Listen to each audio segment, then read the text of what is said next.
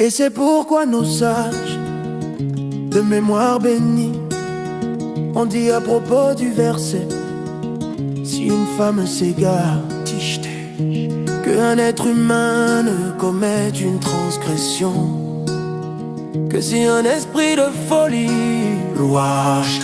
est entré en lui, quand même une femme adultère, dont l'esprit est pourtant léger, maîtriserait l'esprit de son désir, si ce n'était cet esprit de folie en elle, qui recouvre, cache et voile l'amour latent au sein de son âme divine.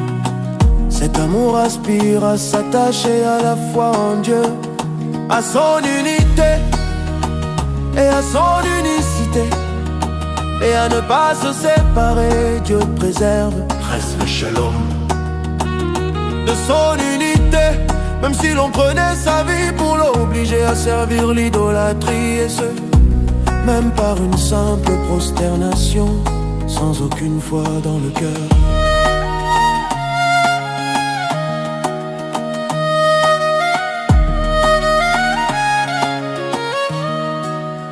À plus forte raison, pourrait-elle maîtriser son penchant et le désir de l'adultère, qui sont des souffrances plus légères que la mort. Que Dieu nous en préserve. La distinction qu'elle fait entre l'interdiction de l'adultère et l'interdiction de se prosterner devant une idole relève également d'un esprit de folie de la clipa, l'écorce du mal, qui est habillé dans l'âme divine jusqu'au niveau de sa sagesse, sans toutefois l'inclure en raison de la lumière de Dieu qui est revêtue dans la Cependant, en vérité, même pour une transgression légère, celui qui la commet transgresse la volonté supérieure, béni soit-il,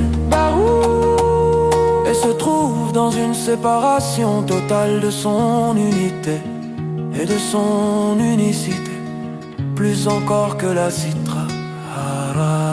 Et la clipa va appeler Dieu étranger et véritable idolâtrie.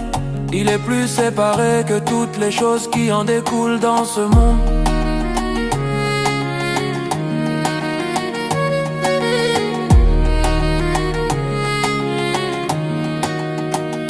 Les animaux impurs, les bêtes sauvages, les oiseaux impurs, les reptiles et les insectes. Comme il est dit, le moustique t'a précédé, c'est-à-dire que même le moustique qui consomme mais ne rejette pas, et qui est la clipa la plus basse et la plus éloignée de la sainteté, précède l'homme pécheur dans l'enchaînement et la descente de la vitalité depuis la volonté supérieure. À plus forte raison les autres animaux impurs, et même les bêtes féroces, car aucun d'eux ne change sa fonction, et ils gardent le commandement de Dieu qui anime leur esprit, même s'ils n'en ont pas conscience. Comme il est écrit, la crainte et la terreur de vous seront sur tous les animaux de la terre. Et selon l'explication de nos sages, une bête sauvage n'a de pouvoir sur un homme que s'il lui apparaît comme un animal. Quant au juste, dont l'image divine ne quitte jamais le visage, toutes les bêtes sauvages se soumettent devant eux, comme il est écrit dans le Zohar au sujet de Daniel dans la fosse aux lions.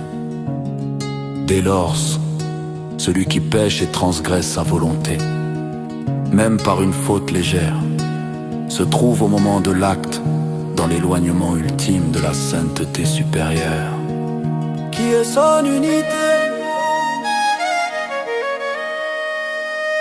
et son unicité.